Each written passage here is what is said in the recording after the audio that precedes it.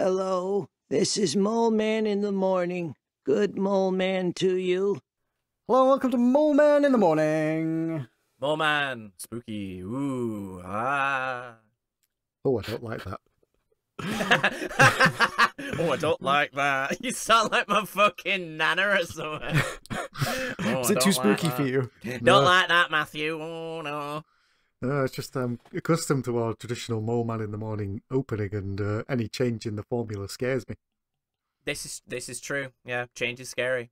But we can get through it together through the medium of podcasting. Oh, Podcasting? What's one of those? I haven't heard of one of those. I haven't seen a podcast in a long time. Bite me! That wasn't directed at Arnie as a project. I don't believe you. No, that was I don't believe you. That was directed at the fact that it's been nearly a month since we recorded this thing, I think, at this point, isn't it? yeah, we apologise, folks. Real life's got in the way. I genuinely have had stuff, and I was like, okay, I'll wait till the stuff is finished, and then stuff kept happening, and things are dying down. I have less of a life again. It's okay. You can have me podcasting now. And Okay. we're never letting you leave.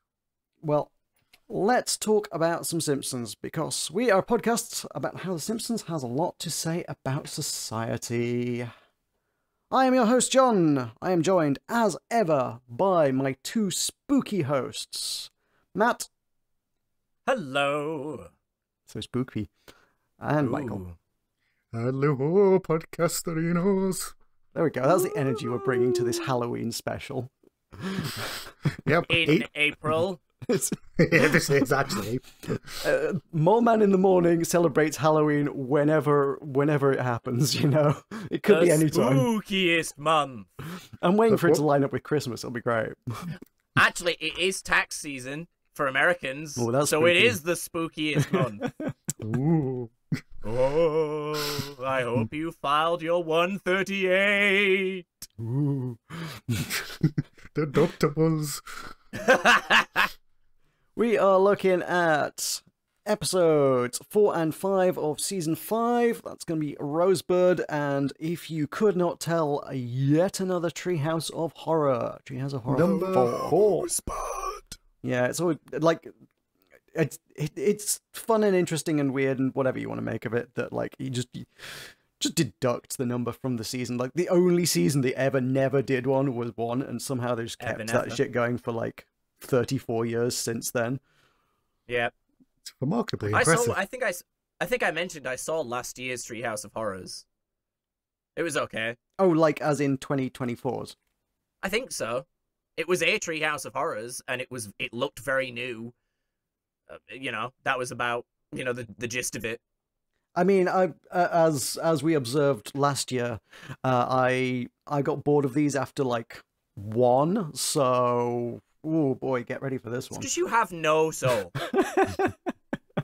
No, I traded it for a donut. Sue me. John hates fun. I would trade it for a donut. I love donuts. Also interesting that a Rosebud is named after a possible misinterpretation of Citizen Kane. Is it? Yeah, because some people interpret Rosebud to be something that was meaningful to the guy as a child, whereas others deliberately think it's meant to be unknowable and ineffable, and that people's last words are ultimately meaningless. Because a lot of people just say the first thing that comes to their head, or that we will never truly understand what they meant in that moment, because in that moment they are dying and we can't ask them because they're dead. So that's interesting, and that is the most interesting part of this episode. No, let's pack it in then. All right, bye, everybody. Thanks for See you listening, next guys. Oh, come on. We've got to fill up an hour at the very least. It's All right, YouTube well, Go quota. on then. It's our Well- YouTube quota. Before we start, we have to trade our souls for something that we're drinking. So what have we got today? I found out my local shop sells my favorite Japanese dry beer because I am a hipster. Asahi. I don't drink any actual unique Japanese beers. I just drink the one they sell. I actually quite like Asahi. It's really nice. Cool. I Fair am enough. Michael? drinking a Fanta Zero Sugar Twist because that's how good my life is going right now. Oh boy. Okay. What are you drinking? I dug out a bottle that was left over from a birthday present from last year, actually, which is a English Heritage branded chili mead.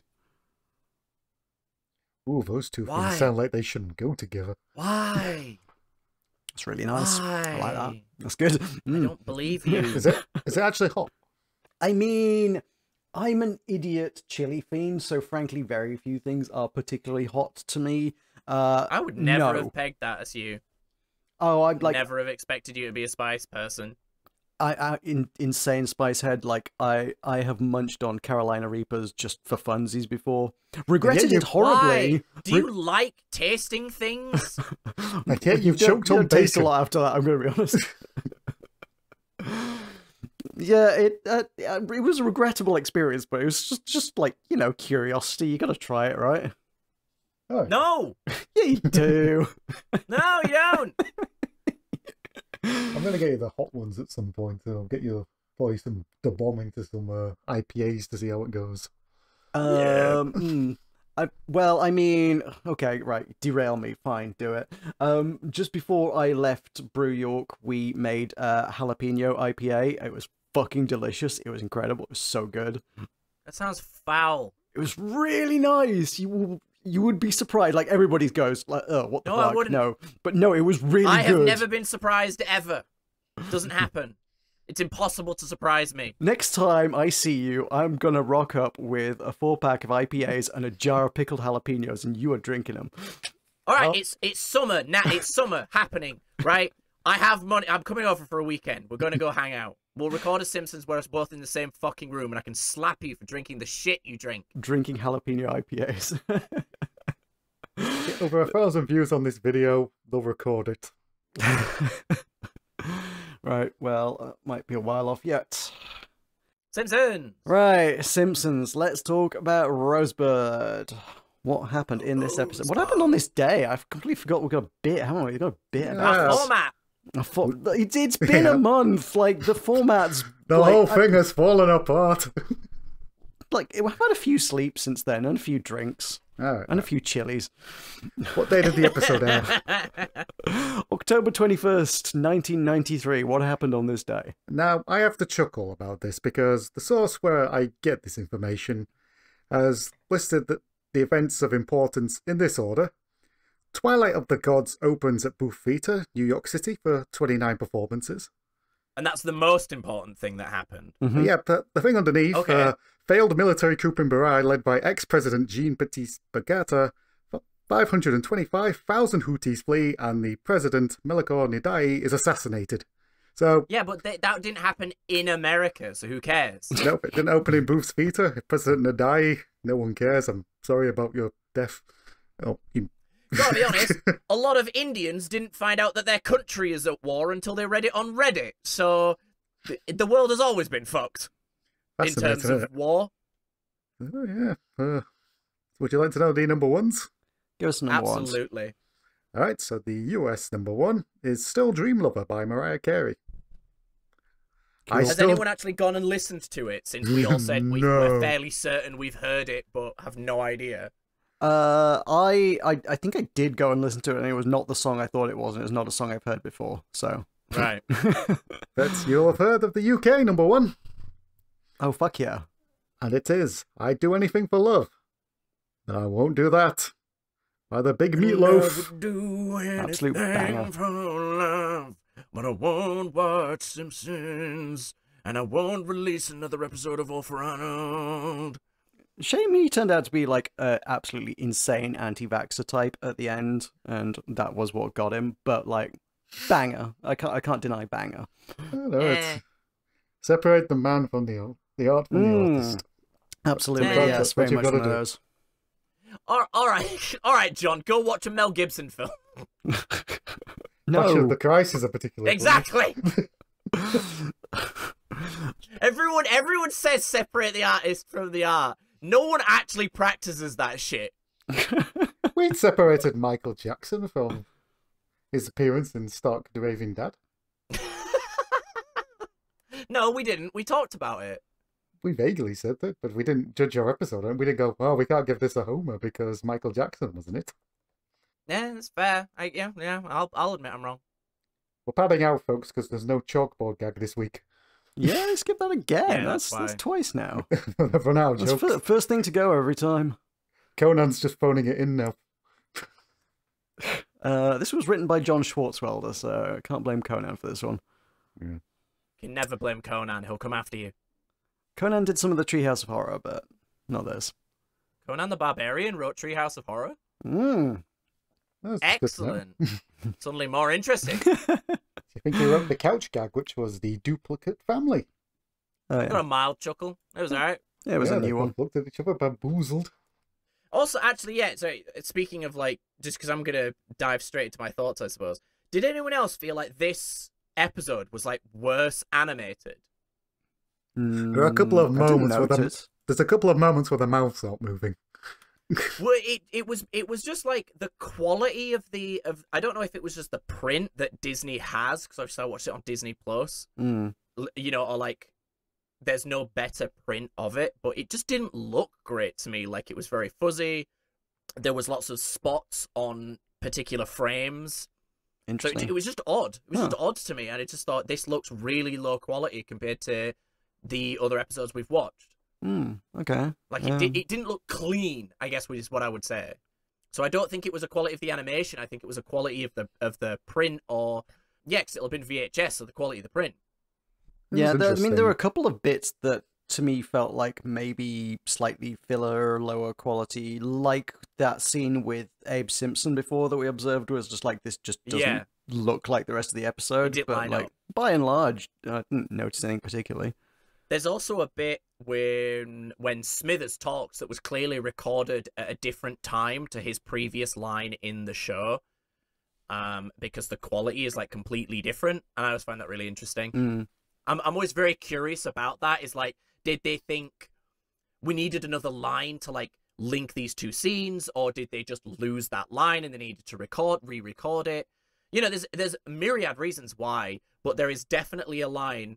There's your homework for today, listeners. Go find the line in Rosebud that is very clearly recorded in a different location to the rest of the of Smithers' dialogue. It's really odd, Okay. but I'm always very fascinated by stuff like that. Yeah. So we're outside the Bird's mansion, and it has some sinister signs of the dogs will attack, stay out, and free kittens inquire within. That got a bit of a laugh from me, but this bit dragged on, which you can say a lot. I feel like you can say that for this whole episode, considering they like cut out the intro in order to fit all of this episode. A lot of this episode felt needless. There is, it's a little bit bloated, isn't it? Yeah. It's a long episode. We then get to the scene outside Mr. Burns' window, and we've got the armed guard going, oh, we, oh. So Eventually, didn't Smithers pick up on the reference, but I guess that was Wizard of Oz? Yeah, it's Wizard of Oz. Smithers sticks his head out and tells them to shut up, Chimen. and they immediately start doing their chant much quieter. Yeah, I like the stance they adopt as well. They put The like their quiet little arms. stance. Yeah, exactly, like the creeping stance, like ooh. Yeah, that got a chuckle. We then see that Mr. Burns is in his bed, and he's tossing and turning, and we get to go inside his mind and see that he's remembering his childhood, where he's got his stuffed bear, Bobo, and he declares himself the happiest boy there is. At that moment, a limo pulls up, and he's called over by his parents, who we learn that Mr. Burns is actually called Happy. Yeah, And, they address him as Happy. That's okay. Sure. Happy is asked if he would like to live with his loving natural parents, or go live with this twisted billionaire.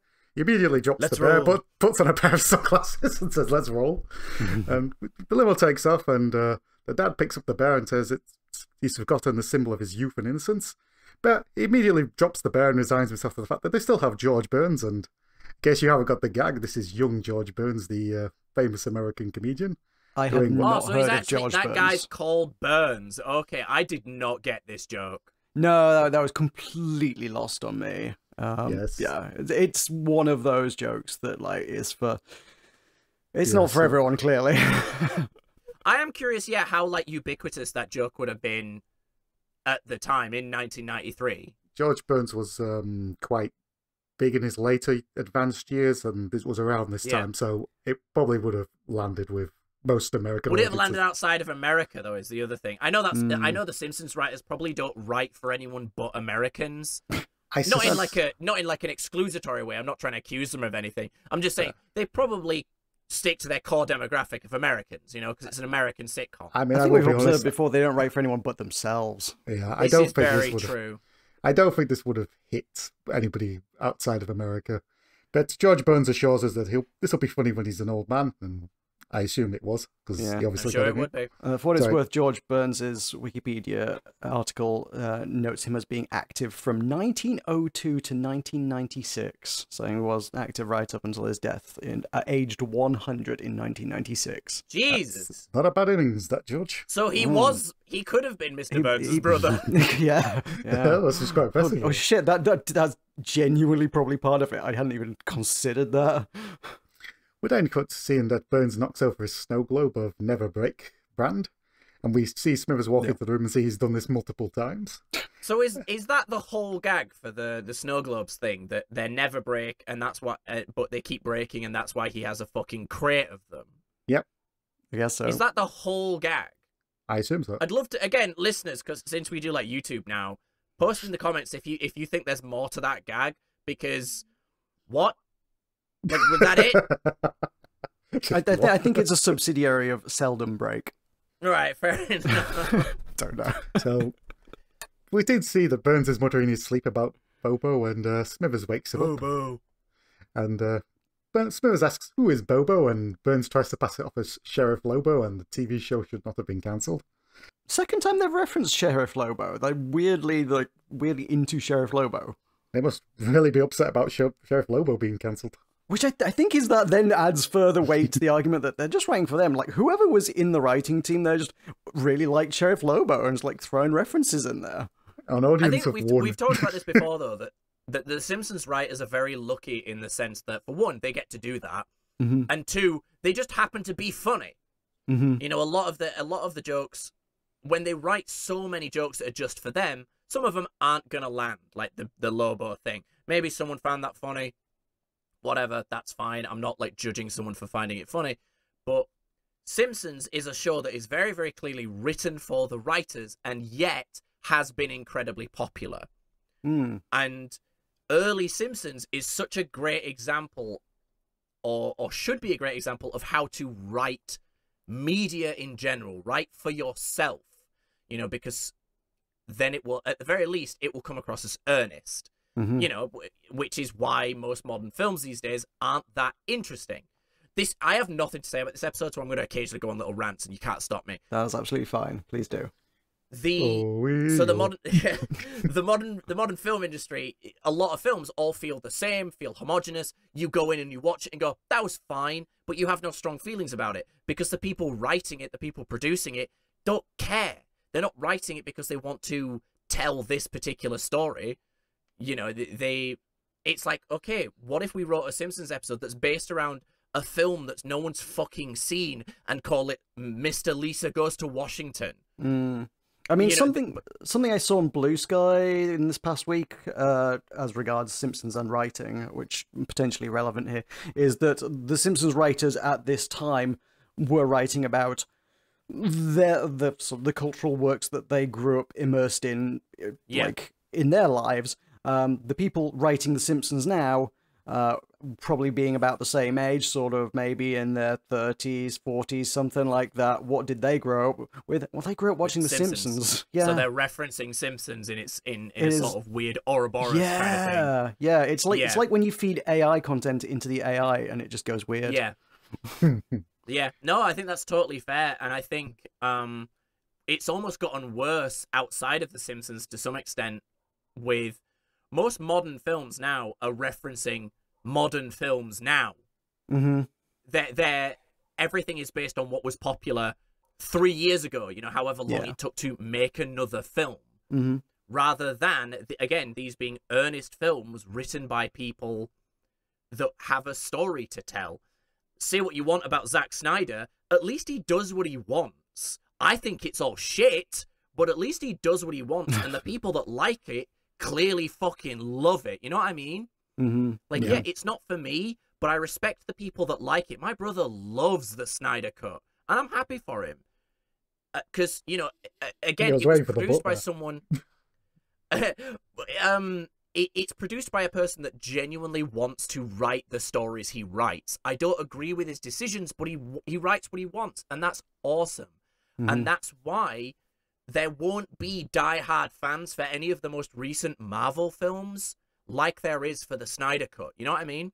Yeah. No one's going to die on the hill of Captain America Brave New World, which I've heard was, like, fine.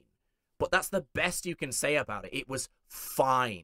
And I find that so fascinating. Again, the Simpsons jokes don't always land, but they're written by people that wanted to write the joke, not just get a paycheck. So, whatever. Moving on. We then learn that it is Burns' birthday, and Burns laments that he's not going to get what he wants, and Smithers dryly says no one does. We then go to Mr. Smithers' mind, and it's Mr. Burns coming out of a cake in his sash, saying, Happy birthday, Mr. Smithers. Happy birthday, Mr. Smithers. Smithers It's the way he says it, man. We've got at least one group chat that definitely that gets shared around on everyone's birthday every time. Yep, and Smithers orgasms. Yeah, pretty much. That's the way I can describe it. But I cut to the Simpsons bed, and Homer is having a nightmare of his own, this time about Sheriff Lobo. Yep. But Homer wakes up and is terrified as he realizes that it is indeed Burns' birthday, and Marge asks what the problem with that is, and Homer says he's going to get a terrible job. We then cut to Homer's memory of last year, and Homer was holding the piñata, which Burns kept missing and hitting him, except the one time he did hit it, and Homer said, missed me, then got hit again. We then see that Marge has fallen back asleep, so Homer's not very happy about that. We then cut to work, and Homer is holding court with a load of people laughing at him, mainly because there's a coat hanger in the back of his shirt and he can't get it out. Has anyone ever actually done that? I feel like that would be hard to do. You would notice. I'm curious if it's like the banana peel kind of thing. It's like no one's ever actually slipped on a banana peel, but it became like a ubiquitous thing in comedy. Fun fact, in animated films, the reason they used a banana peel is it's a synonym, or not synonym, I don't know what you'd... like a replacement for shit. Yeah. They couldn't put shit in a film, so they had a banana peel. Okay, interesting. Makes sense. Oh. Yep. We also learned that Homer's managed to get one into his horse crack too, because it was in his pants. And like, yeah, I can't tell where. I suppose left as an exercise to the viewer, like whether Homer didn't take the hanger out of his pants before putting it on and went to work with that, or whether the guys have somehow managed to get a hanger into his pants without him noticing. Well, he put the one with his shirt.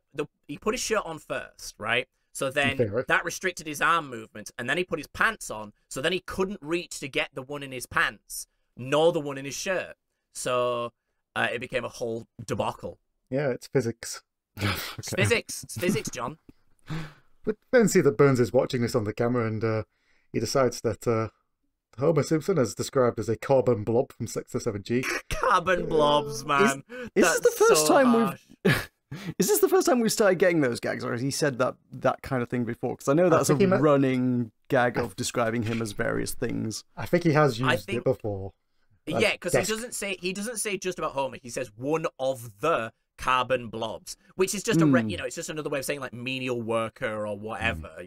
Smithers has done that before. Yeah. Oh yeah. But I don't know. I'm struggling to place that gag having been used specifically. I know it will come up a bunch. He will call, oh, that's Homer Simpson, one of the chair warmers from Sector 7G or whatever. Yeah, he's done those jokes before. Yeah. Yep. So Burns makes the fatal mistake of assuming that Homer is some kind of comic genius and says he wants his fractured take on modern life. And Smithers says he'll get him some snappy Sinbad material. Okay, someone's a big fan of Sinbad. Not familiar with Sinbad's material, gotta be honest. Yep, neither am I, but why not? Presumably something which appeals to Burns, I don't know. That one guy that got really annoyed on one of the YouTube videos that we didn't get a specific reference. Yeah. They're gonna be fucking furious. We have to get all of the references or else. Yeah, I mean, that's the thing, is like, to this particular guy on YouTube, have you seen how much effort John and Michael put into getting the references for this show by looking at Frinkiac and shit? Fucking appreciate that. I mean, yeah, cool, be mad at me. I don't fucking care. I don't care. So be mad at me, but no, John and Michael put actual effort into making sure they understand where the references come Look, from. I know who Sinbad is. I've never watched one of his comedy shows, so I don't know what the act is. Yes, I know basically. of That's fair Sinbad. enough. That's about it. I know So- apparently, looking at his page, apparently he's in Jingle All the Way, so get ready for that. Oh, yes, I remember him in that. Yes. Okay, no, I now understand Sinbad's fractured take on modern life. Subscribe Yeah, to an entirely different podcast for that eventually. In Yeah. about 5 years. How? Yeah, it's fine. We then cut to Homer writing his comedy routine, and he says he's doing a delicious send-up of Mr. Burns, which includes his poo-poo one word or two, which leads to Rotter's laughter. Only from Bart, but yeah. High fives from Bart.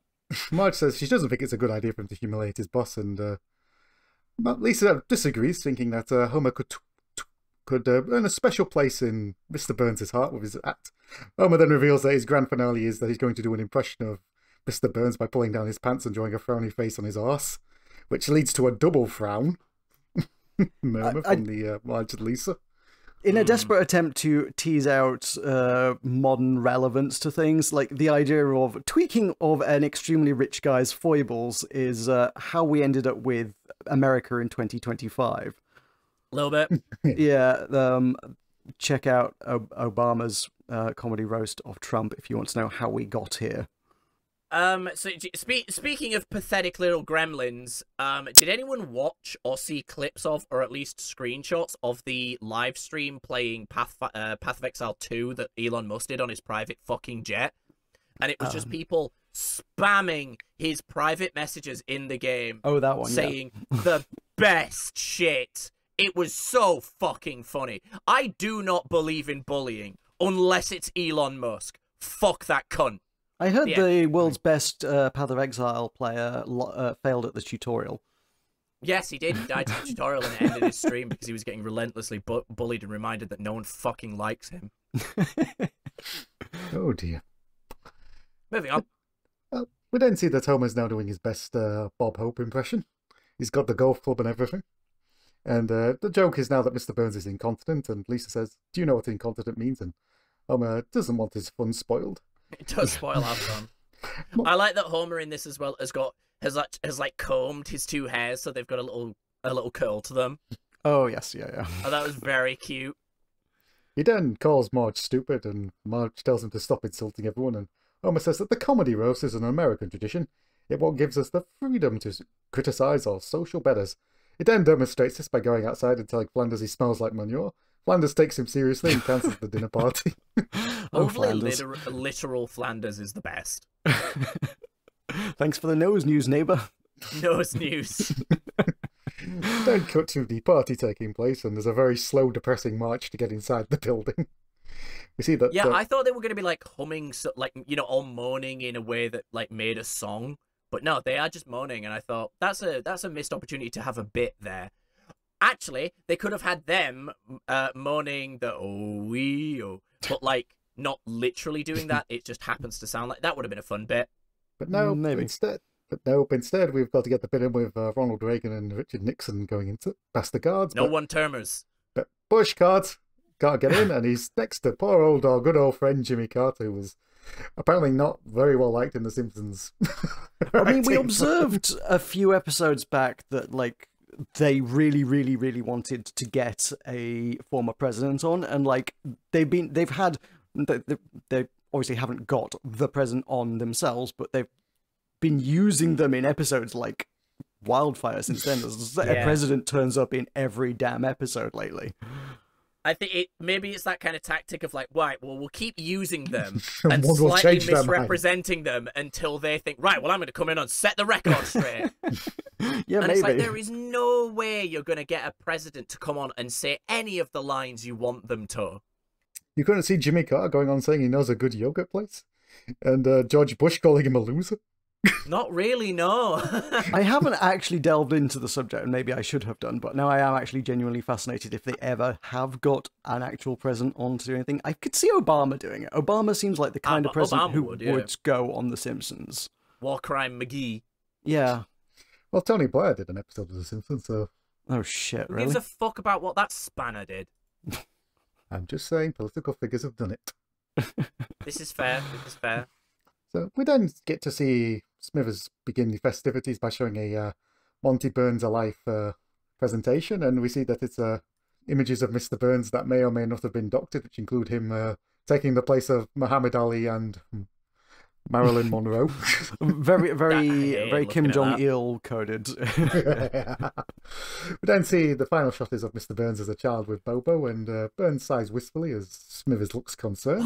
Why would Smithers put that in if he knew it was what? But we now get the music act, and it's the Ramones who are being played by themselves. Oh, these guys fucking rule. I love this bit. Burns misguidedly says that these minstrels will soothe his jangled nerves. The Ramones begin by saying the gig sucks and tells everyone up yours Springfield. They then play a fairly rocky version of Happy Burns. Happy Birthday. Yeah, it's great. Addressing Burns as Burnsy, before ending the song by telling him to go to hell, the old bastard. Hey, I think they liked us. The icing on the cake of this is Burns at the end saying, have the Rolling Stones killed. Have the Rolling Stones killed. Oh, those are do as I say. Then see Burns opening all his presents, and he's piled with loads of jewels and gold and fancy things. But if the Rolling Stones have never appeared in The Simpsons, we now know why. It's because canonically in the Simpsons verse, they're dead. Oh, they show up. They came back to life. Evidently. Maybe they use Marge's dustbuster to take away the dust from digging themselves out of their graves. Burns is not That was a reach, dude. I tried. Leave me alone. We then see that Smithers has arranged for the people of Australia to join hands and spell out his name with candles. All he has to do is turn his head to look at it. How rich is Mr. Burns, man? How rich is Mr. Burns? All he has to do is turn his head to the monitor, and Burns goes, no time. No time. We then cut to Smithers back at the front, and he announces that a small puppy, not unlike Lassie, has been run over in the parking lot. The audience are horrified, and he chooses that as the appropriate moment to Time for introduce the Homer comedy Simpson. stylings of Homer Simpson. Homer comes on stage declaring, are you ready to laugh? And one man just goes, oh, that poor dog. Oh, my poor dog. And then a woman tells him he's an awful man after he repeats it. Be quiet, you awful man. Homer starts his thing and starts his comedy routine by calling Mr. Burns cheap, and Burns is not happy. He then tries to change tracks by going, Burns is old, and Burns is very angry. Homer declares it's a tough crowd and then brings out the big guns, which is dropping his pants and revealing his horse, which has a pretty terrible smiley face as he does his Mr. Burns impression, which isn't the best, I'll be honest. We just get some extreme close-ups of Burns' enraged face before he declares that Homer needs to be destroyed, and the security guards go. The security guards go and knock Homer out, and Burns declares the end of the party, and the riot squad comes out. His robot-armed riot squad come out. Everyone gets fucked up because of Homer's gags. We then see Homer at home with the bump on his head, lamenting where he went wrong. Homer declares he'll never wiggle his bare butt again, and Lisa, in a very somber voice, goes, I'd like to believe that this time, I really would. I mean, an obvious joke, but fair enough. It's chuckle-worthy. Bart says that Homer... I chuckled, so yes. Oh, but okay. I was taken aback by the seriousness of Lisa's. Bart then tells Homer that he knows he's discouraged, but he shouldn't deny the world of his fat can. But Homer declares it's all right, he'll be ready for Aunt Selma's birthday, and Lisa very despondently goes, I knew it. We then see back Fuck to the you, Lisa. We're then back at the Burns mansion, and Smithers points out all the wonderful things Burns has, including the sword of Excalibur, the nude photo of Mark Twain, The only nude photo of Mark Twain, and a copy of the Constitution with the word suckers in it. This is not enough for Burns, and Smithers then says, oh, you want Bobo back. Burns is livid and tries to beat the hell out of her. Give you the thrashing of a lifetime. Resistance is futile.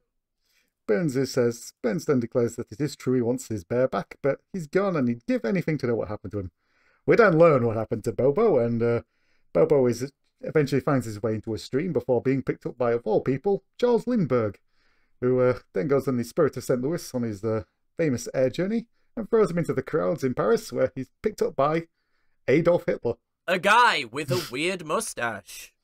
We then get to the bunker of 1945, and Adolf... A guy with a weird mustache. And the guy with the weird mustache mysteriously blames Bobo for the situation he's found himself in. This And, situation that we have no idea what it is. he somehow manages to throw Bobo out of a bunker into the wilderness. Yep. I don't know how physics worked, but Winds up in into the Antarctic, or one of the Arctics, I guess. Is Bobo going to the Antarctic? Is this a reference to the conspiracy that the particularly angry group of Germans fled to the Antarctic when the undisclosed event went pear-shaped for them? Do you think?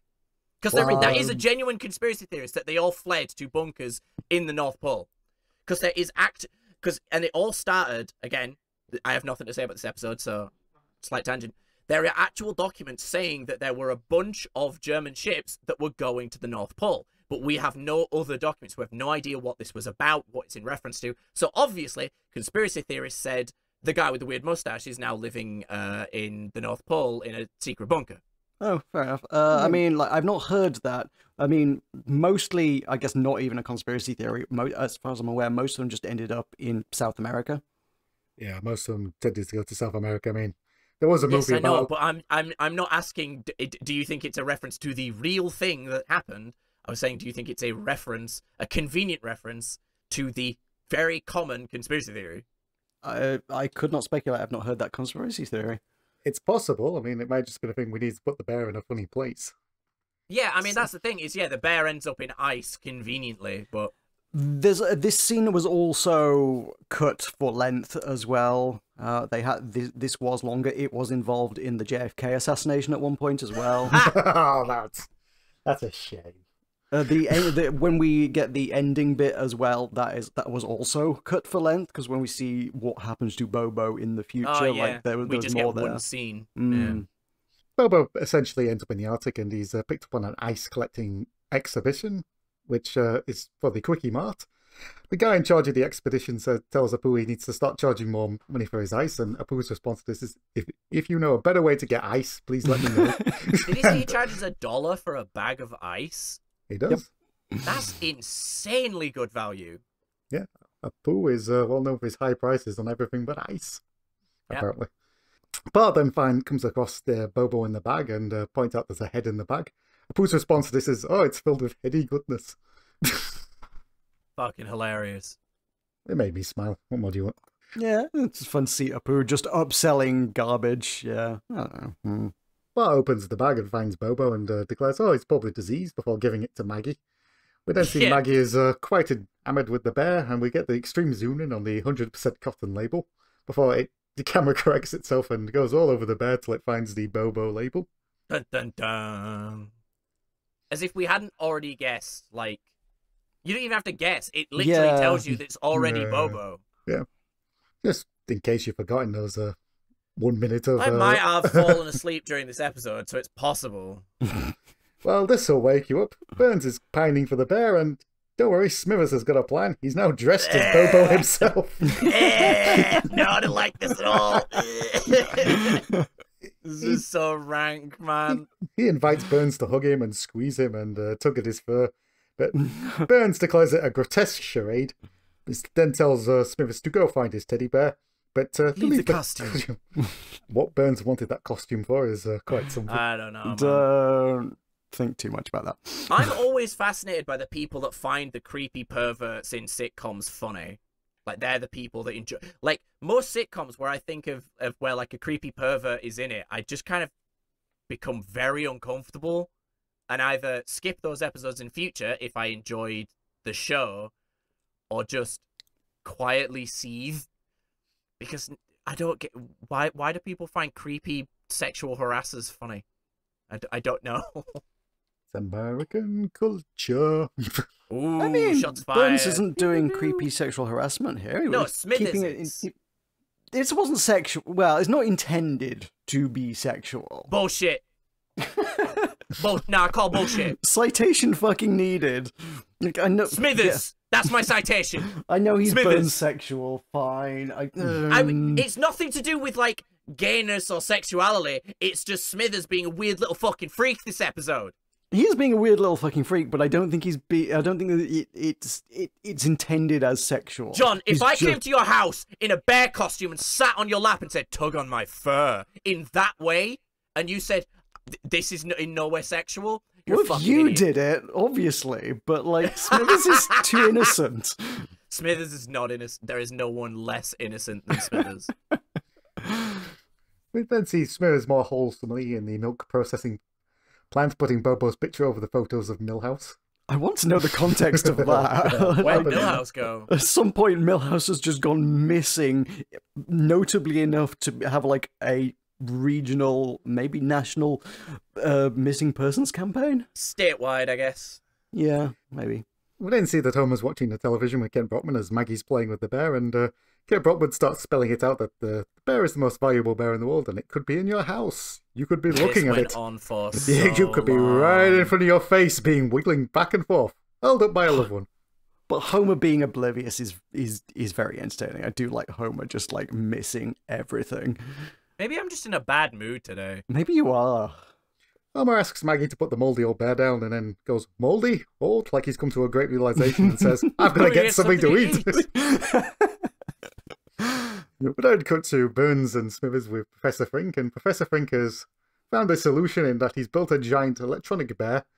Unfortunately, the bear isn't very cooperative and starts mauling Mr. Burns as Frink laments the fact that it should be doing a dance. Smithers is breaking a chair over its head at the same time. Where did you get the chair from? They were outside. Just had one on deck. Yeah. The bear then sends them flying and declares that no, bear want to live before it before it starts moaning and walking through all the walls of Mr. Burns' mansion. We then cut to another scene of Maggie putting the bear behind the fish tank, and eventually Bart inadvertently knocks over the lamp while realization meditation music is going over to illuminate it. We then see Homer fall down the stairs until he lands on the top of his head and coming down. I did like that he holds air for a very long time before he actually hits the floor. Well, he bounces he twice floats. on his head. He doesn't like fall. Floats, he just bobs up and down, bouncing on his head repeatedly. It's great. We then see Homer staring at the fish tank, and he has another moment of realization of how long When did we had get this those fish? When did we get the fish? And then finally, the penny finally drops that is indeed Mr. Burns' bear. And we then see the family looking over the bear, and Homer then declares Burns isn't getting the bear cheap, and what he wants is a recording studio. We then see Homer's fantasy about how he's singing about various foods in his recording studio. It's the McDonald's song. Ah, right, okay. Sorry. I only recognise this from some exchange that I can't remember the context at all of, but when he sang that, I was like, I had some conversation that involved Matt about that jingle at some point. I learned it from Mitch Hedberg. That's where I learned it. That it was a McDonald's song. Yeah, someone sang it. This does lead to Homer being told off by the recording studio engineers that he's drooling on the mic again. Again. Lisa then says that they should just give the bear back, and Homer and Bart just laugh hilariously at this. Yeah, I would. That's fucking stupid, Lisa. Fuck you. I hate you. Marge says they should sew the eye back on, but Bart wants to send it to Burns as a form of blackmail to make him think the bear's in trouble, and Homer in a trance goes, "Yeah, let's do that." Why was he in a trance? Yeah, the line delivery is weird on that one, yeah. Marge says that she's sure Burns will offer a fair reward, and then immediately goes, "And then we'll make him double it." The family is shocked, and Marge goes, "Well, why can't I be greedy once in a while?" Homer does take Bobo to Mr. Burns, and Mr. Burns is quite emotional as he declares that he'll never leave him again.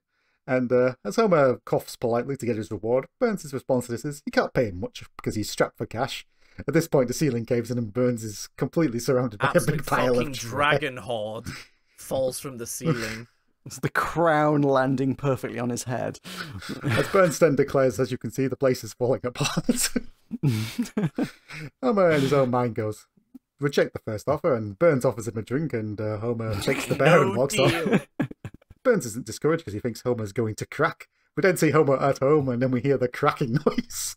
Yep. Yeah, that was so strange. We then see Homer on the phone, desperately trying to call Burns because he thinks he could still get that drink.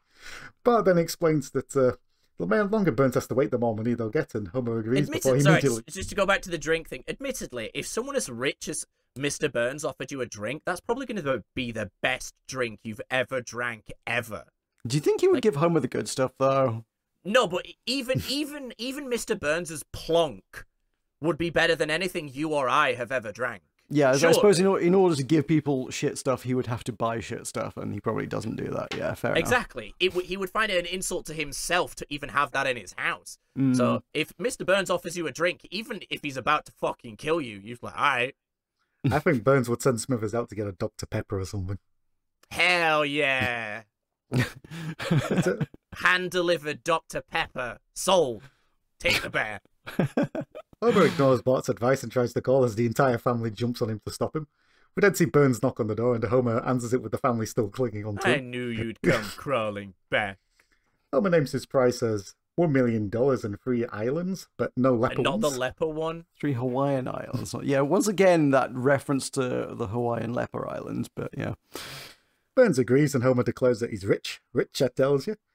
And he tries to get the bear, but Maggie is now clinging onto it, and we see Homer gets into an animated fight with Maggie to get the bear, while Marge looks horrified. Fuck the baby. The baby can buy. You can buy the child 15,000 bears. Homer does manage to get the bear free, but as he's about to hand it to Burns, we then see that Maggie is upset, the little tear rolling down her eyes. Burns is angrily demanding the bear, and Smithers is going, the bear, the bear.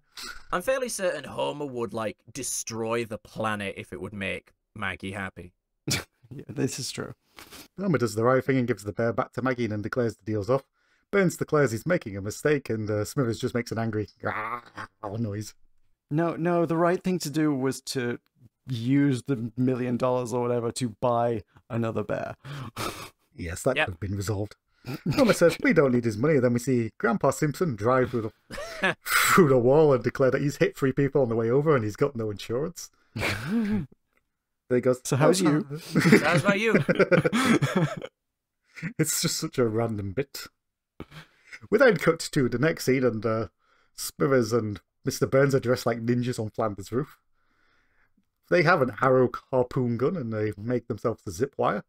Flanders sticks his head up out of the attic window to ask what's going on, and he gets sprayed with knockout gas and presumably dies falling down the stairs.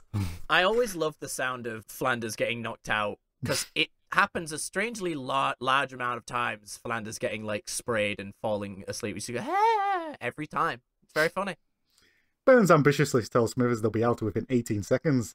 Instead, we just see that they get stuck on the zip line with Burns bumping into Smithers and Smithers making another noise.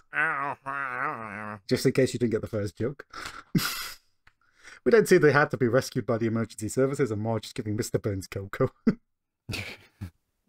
Then cut to the next scene, and they're now using sucker attempts to climb on the roof, and unfortunately, at that moment, Homer comes down because he's decided this is the perfect single best bit in all of Simpsons is in this fucking episode. I think did not Matt know. Groening said something similar about this bit, actually. It is the single best joke in all of Simpsons. Homer pulls 64 slices of American cheese out of the fridge and decides he's going to eat it right now. We then just see Homer counting the cheese off as he starts eating it. We then get a flash forward to the day break, and Homer is looking on the verge of death as he finishes this Homer, cheese have you off. been up all night eating cheese? I think I died. I cannot stress the first time, like before we started doing this podcast, I sent this to John because I'd found the Simpsons Clips Twitter account, and the first time I saw that bit in probably 10 years, I genuinely had an asthma attack laughing so fucking hard at Homer just going, I think I died. I do not know why it's funny. I could not break it down. No one can break down why that's funny. It just fucking is, and it's hilarious. After Homer declares his blindness, we did that Smithers and Burns finally fall off the roof. Good day to you. And immediately leave. Then see Homer now at work, and he's surrounded by fellow workers saying they want to see the geek who value the happiness of his children more than money. And Homer declares it's him, and another man goes, "Oh, you said his head was the size of a baseball." Homer then says his life can't get any worse. Then Smithers announces over the tannoy he's about to report for worst duty. We then see Homer is pushing some sort of medieval wheel while he's being whipped. He ambitiously asks if he can whip him after lunch, and the guy says no. We then see Homer was purely sole purpose of that was to turn the cake stand. And Lenny and Cole briefly wonder between them how that's turning. Who cares? We then see that Homer is back with Maggie, and Homer tries to reason with Maggie by getting her to play with the box. Homer tries to show the joys of the box, but unfortunately gets enamored by his own box. Which includes... I love Homer's laughter. This does show that Maggie would have been very easily bought out with a different toy, and they could totally have given the bear to Burns. Yeah. Yep. Maggie tries to go for the box, but Homer declares it's his box and goes into the corner. And then we see that Homer's in bed with Marge, and Homer says Marge must think he's the worst person in the world, but Marge says she's proud of him for standing up for his daughter. Homer says he'll need more than that to cheer him up, at which point he puts the box back on his head, and Marge has to take it off. She says you came through for your daughter when she needed you the most, which seems like a bit much to describe the situation. Yeah, I mean... Yeah, but it's Marge. Yeah, okay.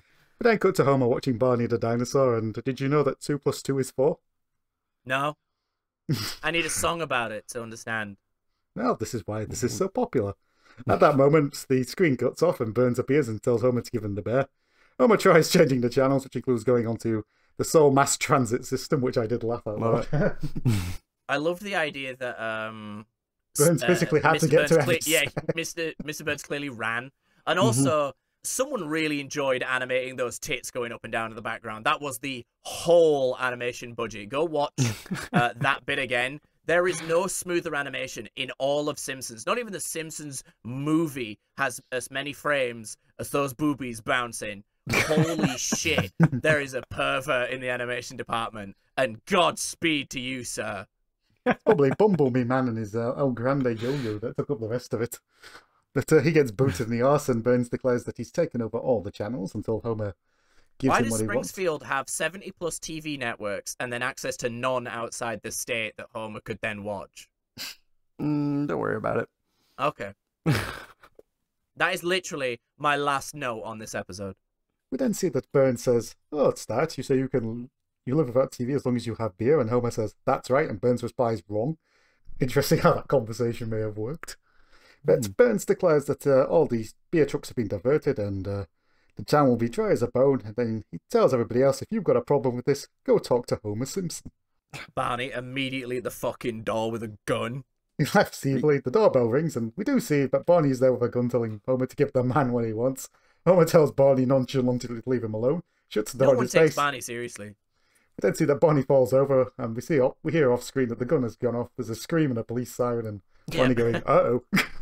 We then cut to the school the next day, and we see that Bart is now getting grief, as Nelson explains that his old man can't get a beer because his old man won't give a bear to another old man. Let's get him. Jimbo can't quite work out that logic, and Martin comes by talking about the first Snapdragon, and they just decide to go get him. We then see that Burns hasn't just taken over the TV channels, he's decided to produce his own network television, which includes a sitcom, which is delivered to a very fake laugh track of, "I'm home." Already? He's gotten into that. He's surprisingly enthusiastic. He's like, well, I've taken over all the networks. What do I do with it? I might as well make my own TV. Might as well, make the most of it. Yeah. Since I don't have my bear. Lisa says, "Is it just her, or is TV getting worse?" And Homer declares it's exactly the same. He then tells Smithers to not break the vase, and we just hear the vase breaking in the background, and Homer declares he loves this show. We then see in the next scene that an angry mob has formed outside, and Homer's first response is to assume that they've come to apologise. The mob break into the house, and eventually Moe wrestles the bear away from Maggie. But as the mob are leaving, they see how upset Maggie is, and the heartstrings are tongue, with Dr. Hibbert declaring they've given the word mob a bad name. They give the bear back, and the mob cheerfully leave the house before going off to sing at the hospital. I guess we were. I thought the bit was going to be that he said, "Why not we to go sing at the hospital?" And then Skinner was going to just start singing on his own and walk off, and everyone was just going to walk away. But no, they all join in and start singing together. Very wholesome. Yeah. Just a weird bit.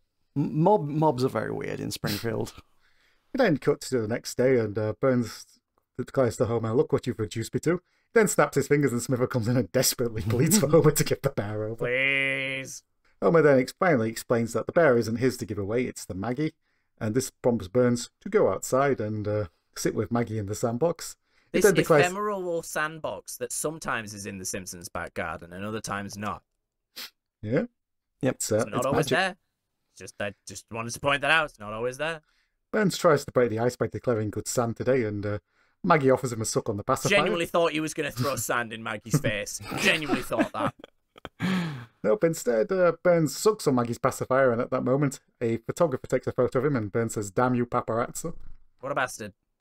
Burns declares that he's given this a lot of thought, and he's sure they can come to an agreement, and starts trying to pull the bear away from Maggie, but Maggie holds onto it one-armed. Yep. Beaten by a child. What could be more humiliating? He then gets his photo taken again. What a scoop! Burns finally concedes defeat and tells Maggie to hold on to the bear and don't let it go like he did. This is enough to prompt Maggie to hand the bear over to Burns, and Burns declares that he's finally happy, and he declares that he's going to be good and kind to everyone.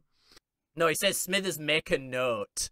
I'm going to be good and kind to everyone, and Smithers doesn't have a fucking notepad. Don't worry, I'll remember it. Yeah, Smithers doesn't have his pencil, so Burns will remember it. We don't see the family. The family were watching, and Burns says, and Homer says, "Well, we didn't get any money, but Mr. Bird's got what he wanted. Is this a happy ending?" And Marge just says, "No, it's an ending. That's enough."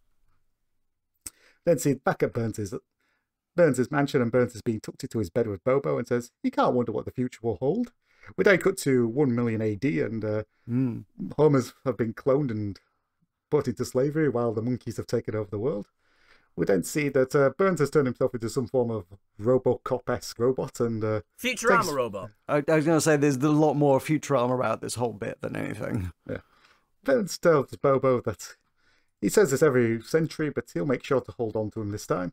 He then starts running off, and we see that robot dog Mr. Smithers follows. Wow, wow.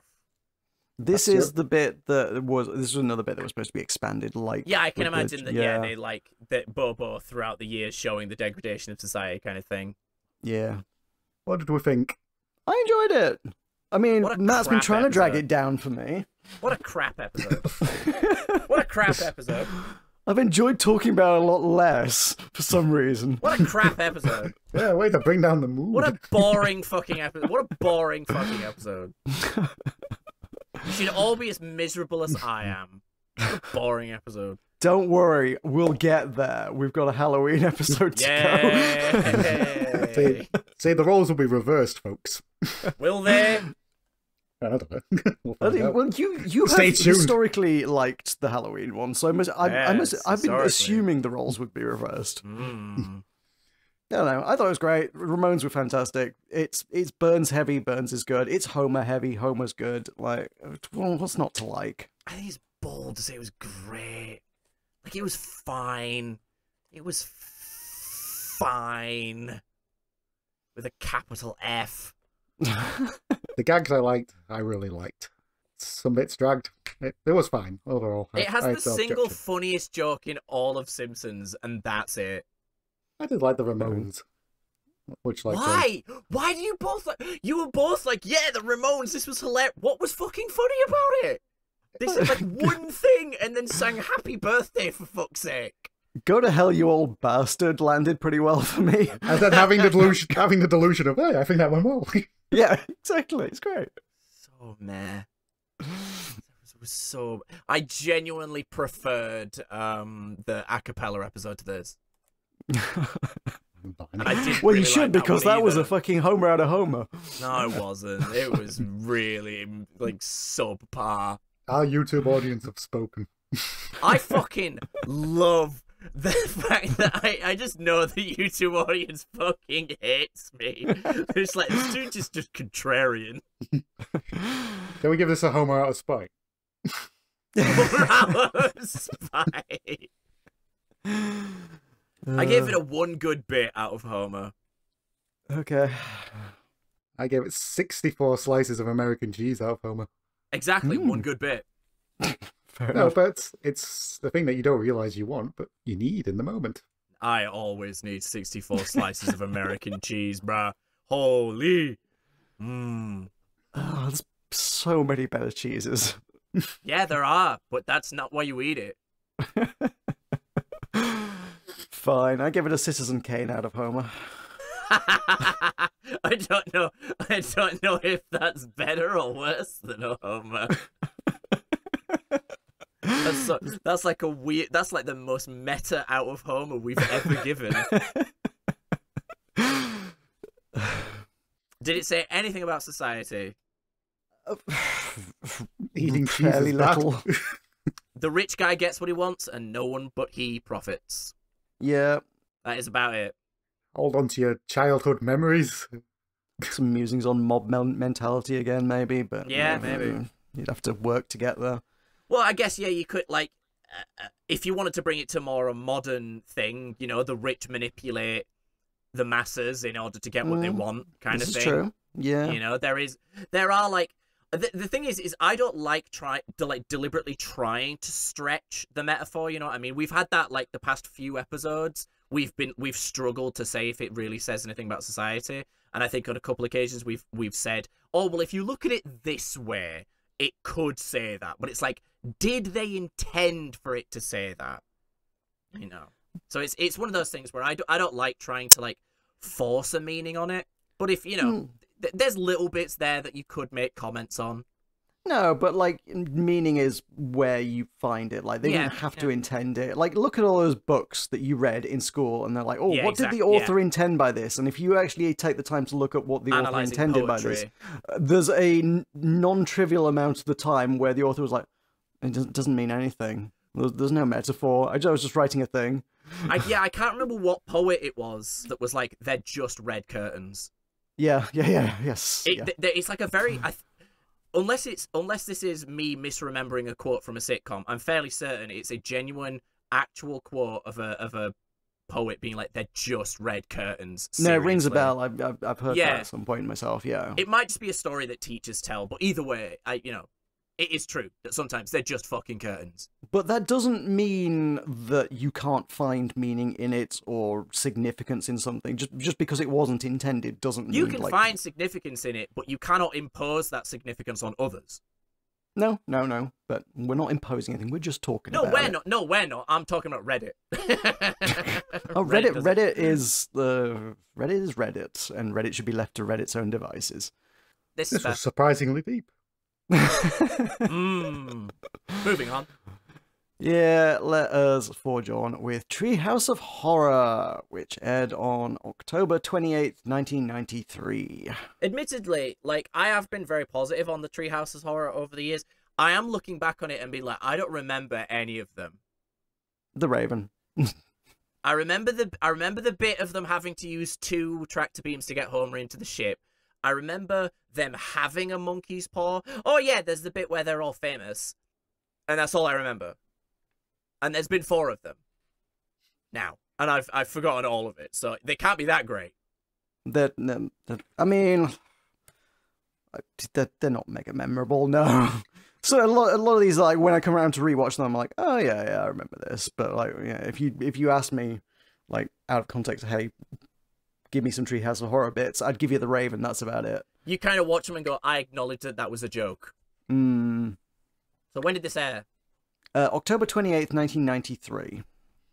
The Dutch Antilles government of Liberia Peters resigns. Good for him. I think. Do we like Liberia Peters? I have no idea. Alright, fuck him, just in case. Cleveland Metropox leased Brookside Park for Cleveland for 99 years.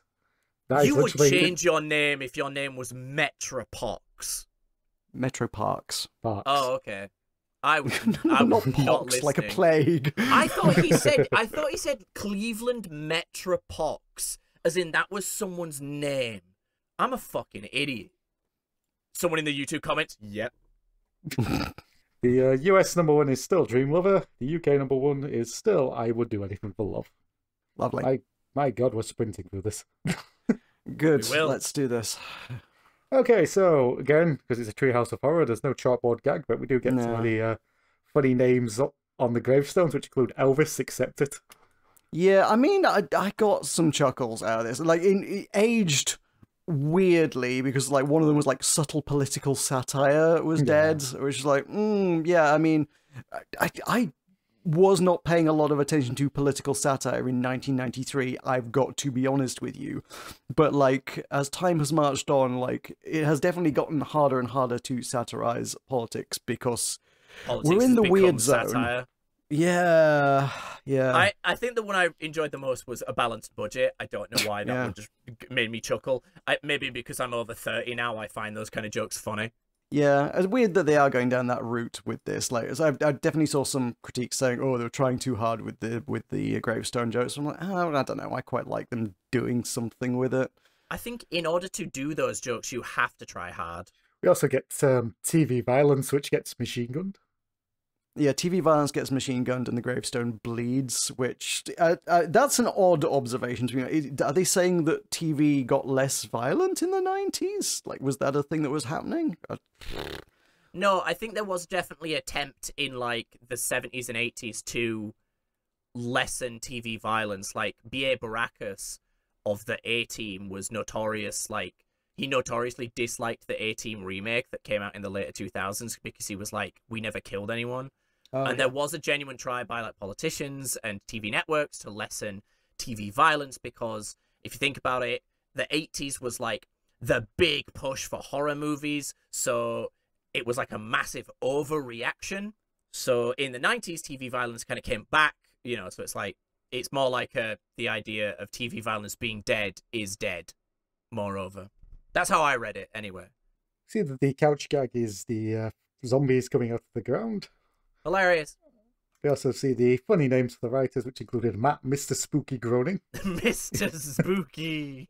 They've had to do this 4 times and they're reaching a bit. But they only got to do it another 30 times. I believe they've used Sam, Sayonara, Simon multiple times. There's only so many you can do. Mr. Spooky. We then see that Bart is in a suit and he's in front of a gallery of paintings. And Bart declares that paintings take on a life of their own at night and they become portals to hell so scary and terrible. But at that moment, Marge interrupts him and tells Bart that he needs to warn the audience that this episode is frightening and maybe they'd like to listen to the old War of the Worlds broadcast on NPR.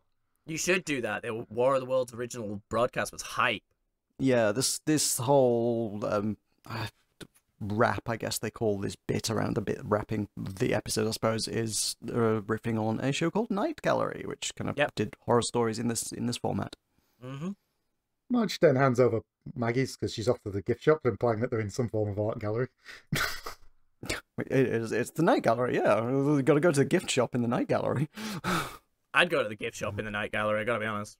Bart then says they're going to go into the first painting, which features the creature most foul, most evil. And Maggie at that point puts the pacifier in Bart's mouth and he then spits it out and reveals the devil. And the devil. We go into our first story, The Devil and Homer Simpson. We then cut to the scene and Homer is in the audience of a fashion runway. And we see that the fashion model is actually a donut. A donut with legs. A vision of raspberry cream, and Homer declares it genius. It is a sexy donut. They made the donut sexy. We then cut back to Homer waking up from his dream, with which he was standing upright, sleeping, which is quite impressive. He goes in, but realizes there's no donuts left. Then he and Carl reveal that they've eaten them all, except a couple which they threw at an old man. It's revealed to be Grandpa being attacked by pigeons, declaring to the buzzards that he's not dead yet. Mistaking them for vultures, I'm guessing. Well, buzzards. He says buzzards. Yeah, there's a lot of buzzards in America. And buzzards are a type of vulture, right? Oh no, vultures are a type of buzzards. Buzzards are buzzards. They're like a bird of prey. Yes, and they're a different, like, they're in the same family is what I'm saying. Buzzards and vultures are in the same family. Are you sure? No. I will fact check you in the video format if this is incorrect. Do it. I love that. Like, if anybody listening to the audio format is not aware, I have gotten in the habit of frequently fact-checking shit in the video version, so there's bonus content for the video viewers. Have you been fact-checking me? I fucking fact-checked the hell out of you. Why? What do I say that's so wrong? I need to watch the episodes. Anytime you say something and I'm like, that doesn't sound right, but I don't know enough to disprove you, I will do it in post. Oh, God. You have to tell me when you do that, because then I learn, you twat. No, I make content. Can you post these clips to the Blue Sky?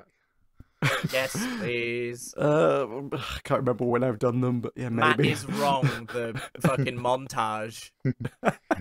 Yeah, we can make that. We then cut back to Homer going back to his workstation saying, remember your training.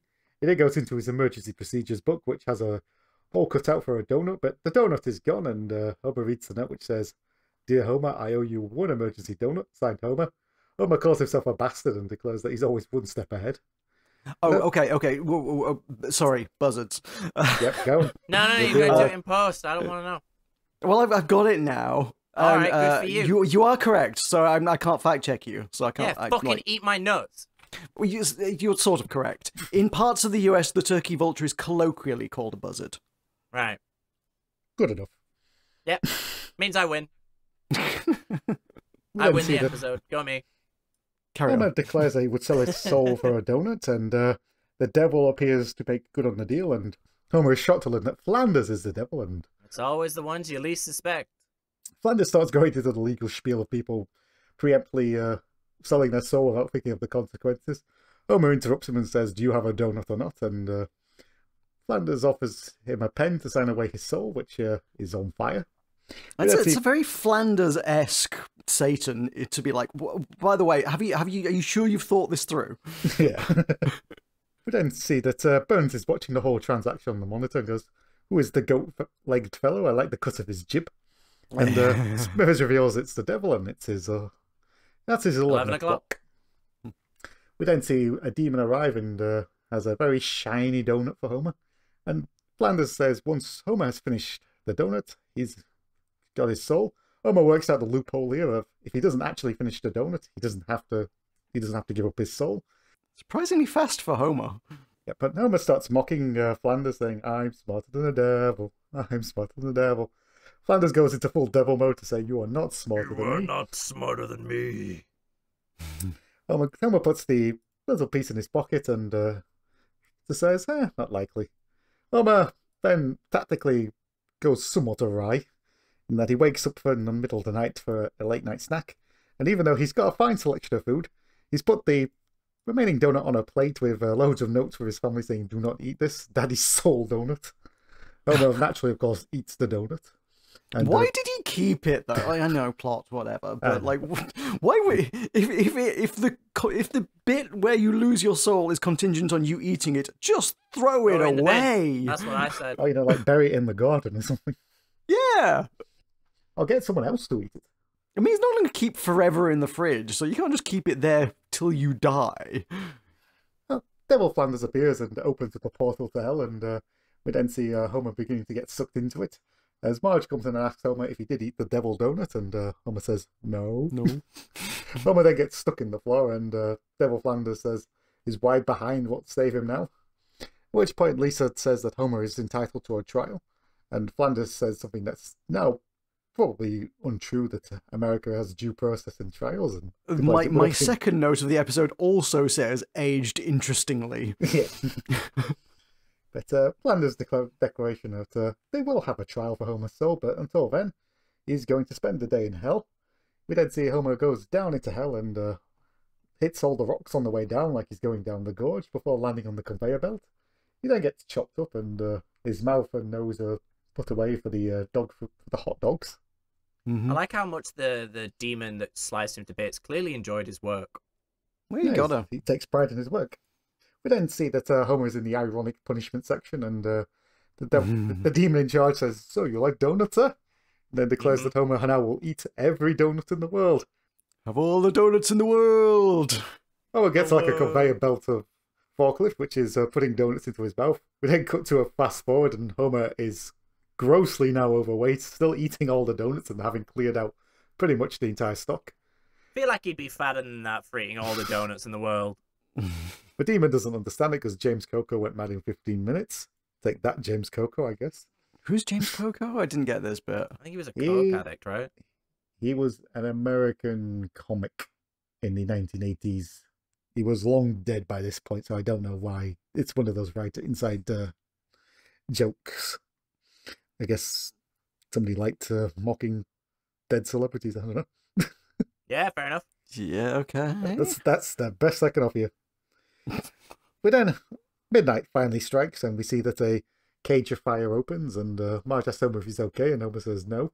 We then see that Lionel Hutz is his lawyer, and Lionel Hutz reassures him that He watched Matlock on the TV last night. The sound wasn't on, but he's got the gist of it. And he's combing his hair with a fork. Mm-hmm. We don't see that the judge is deaf himself. Yep, voiced by, I'm not sure if it's quite Otto or Jasper, but like I was thinking that. I couldn't yeah, tell. voice in that sort of range. Later on, when he sentences him, it sounds like it's definitely Jasper. Hmm. The two lawyers go over ground rules, which include everybody getting bathroom breaks every half hour, and Devil Flanders being able to choose the jury, which Lionel Hutz realizes slightly too late, weighing up in the best legal plan. We then see that the jury is the jury of the damned, which includes Benedict Arnold, Lizzie Borden, Richard Nixon. Richard Nixon protests because he's not actually dead at this point. I believe he dies pretty soon after this, if I'm honest. Not sure off the top of my head, but Fact check. yeah, possibly. Yeah. But nope. Flanders says, "Listen, I did a favor for you," and Nixon just kind of goes with it. Yes, master. We then get Blackbeard the Pirate, John Wilkes Booth, John Dillinger, and the starting lineup of the 1976 Philadelphia Flyers. I'm going to play a weird devil's advocate here, pun intended. Because obviously all the people here are meant to be like sort of evil or, liars and that kind of thing. It's like, John Wilkes Booth wasn't necessarily like evil. He was just had very specific, he was on the opposite side of a war. You know, a side that lost, admittedly, and a side that had like very, very different ideals. But I don't know. It was I don't know. That was where my brain went. I'm not saying the South should have won. Like, please don't take my words out of context. I'm not saying that. I'm happy that that Lincoln won. I think we've just learned that Matt's pro-slavery. It was just well, that's the thing. Lincoln's goal wasn't emancipation. It's just that was a separate issue that was already in process. But anyway. If we're going down this route, I have my own thoughts on Blackbeard the Pirate, because the only noteworthy historical account we've got of any pirates was written by a guy who fucking hated pirates. So, like, they don't exactly get a fair shake in the history books, you know? Well, yeah, because we all thought... Well, if we're defending all these people, John Dillinger maybe not been they were all thought to be, like, independent psychopaths, but they were all, like, hired by the different sides to do their job. They were doing a job. Mm-hmm. They were all privateers. Pirates were more just like people hired by the British to pretend not to be British and then go rob Spain. And then people hired by the Spaniards to pretend not to be Spaniards and then go rob the British. Privateers are pirates, but not all pirates are privateers. No, of course not. You do get independent pirates. The majority of them were just privateers, I would imagine. We don't have a time machine, but I would imagine most of them were privateers beyond people that could just independently afford a fucking ship. Well, you take it. You don't buy it unless you're Stede Bonnet, which is an interesting note because, like, I failed to observe at the start, this whole thing is based on film, based on a play, based on a book called The Devil and Daniel Webster. You say you take it though, but do you know how many people it would take to steal and then crew like a galleon? Well, you work your way up. You start with a little one. I mean, you take a sloop. Yeah, exactly. I mean, no one first day of a pirate goes, "Oh, I'm taking that galleon." I'm taking the pride of the British fleet. Yeah, you start with a little ship. You convince everyone to mutiny, kill the captain. Well, I guess I have to fucking say this now. I don't know that much about pirates, so I'm sorry if I'm wrong. Ooh. You've embarrassed yourself, sir. But also, the Devil and Daniel Webster had this scene effectively in it, and many of these bad guys of history that form the jury are the same characters. Not Richard Nixon, it predates that a bit, but they had Stede Bonnet instead of Blackbeard the Pirate, which is interesting. Stede Bonnet, go watch Our Flag Means Death if you want to know more about Stede Bonnet. But he was the gentleman pirate, and he did buy his own ship. And I guess he's probably just not famous enough to use here, because if they said, Stede Bonnet, everyone would be like, who the fuck is Stede Bonnet? Because Simpsons hates making niche jokes. I mean, that's too niche. Like, that's for Stede Bonnet is for an audience of me. Didn't we point out that, like, the Lisa Goes to Washington gag is based on a film from, like, 50 years ago or something? Yep. I've heard of Mr. Smith Goes to Washington, though. Like, I'm aware of that, You have? Fine. Yes. Mel Gibson on The Simpsons is my knowledge of it. I just thought you were going to leave it at just saying Mel Gibson and then moving on. just dropping a Mel Gibson. Mel and Gibson. moving on. That's Michael's new way of dealing with segues. It's just Mel Gibson. Anyway, Simpsons. Yep, speaking of Mel Gibson, I'm sure he's had to wait to sit in a chair before. And this is the problem, as Marge gives the jury multiple chairs, including giving Blackbeard the baby chair. Arr, this chair be high, says I. The trial begins, and the devil gives his slightly compelling case, which is he made a contract with Homer for giving him a donut, which he delivered, and it was scrumdiddlyumptious. The jury murmurs approval as Flanders says he simply wants what he wants. Lionel Hutz gets up, and he's full of confidence, saying, that's a very pretty speech, but what is a contract? And he explains that it gives the Webster's literal definition of it as an agreement under the law, which is unbreakable. Did Then anyone else think that emphasises the bit was unbreakable. going to be that he wanted to try and rip the contract into pieces? That's where I thought the bit was going, that he was going to ask to see the contract and then be unable to rip it because it's unbreakable. A very brief skimming of the synopsis of The Devil and Daniel Webster. I get it, Webster's Dictionary, Daniel Webster. I think that's literally what happens in The Devil and Daniel Webster. I think he just tears up the contract. Maybe they thought they were Nice. risking too much copyright. Lionel Hutz, after the jury look at him like he's an idiot, he decides he must use the restroom. Like an hour passes, and Marge eventually knocks on the door and realizes he's literally legged it out of the window. We then cut back to the judge about to give his sentence that Homer's going to spend eternity in hell, but Marge comes out with a photo album, and it reveals the wedding photo of Homer having eaten the entire cake before the wedding, which the jury find very amusing. Marge reveals what's on the back, and Blackbeard thinks it's a treasure map before revealing that he can't read, and his pirate ways were to overcompensate for that. My debauchery was my way of compensating. Benedict Arnold reads it out and reveals that Homer actually pledged his soul to Marge for eternity. This is enough to convince the jury that the soul does actually belong to Marge, and Homer is found not guilty. At which point the devil says Homer can keep his soul, but that donut will be on his head forever. We then learn that he actually meant that literally, as in the next scene, Homer has a donut for a head, which he's eating himself, because it is sweet and tasty. Homer's about to go to work, and Lisa advises him not to, and we see that the entire Springfield Police Department is outside with coffee, and Chief Wiggum declares he's got to come out sometime. The end. And that's the end of segment 1. Hey. We then cut to Bart back in the gallery, and Bart says, well, next exhibition will be scary, and he realizes, oh, it's the school bus. But he tries to make it work by saying, it's the ghoul bus. Lisa then comes and goes, nope, it says right there, school bus. And Bart goes, well, there's nothing scarier than going to school, before he just gives up. And we go into the second story, which is Terror at 5.5 feet. It's a reference to, this whole episode's a reference to the Twilight Zone. Yeah. With Nightmare at William 20,000 Shatner. feet. Yes. William Shatner. There's something on the wing. Do you know what the funny thing is? It's like I grew up thinking that's how he said it, and then I watched it and was like, he says it really normally. Oh, There's really? something on the wing.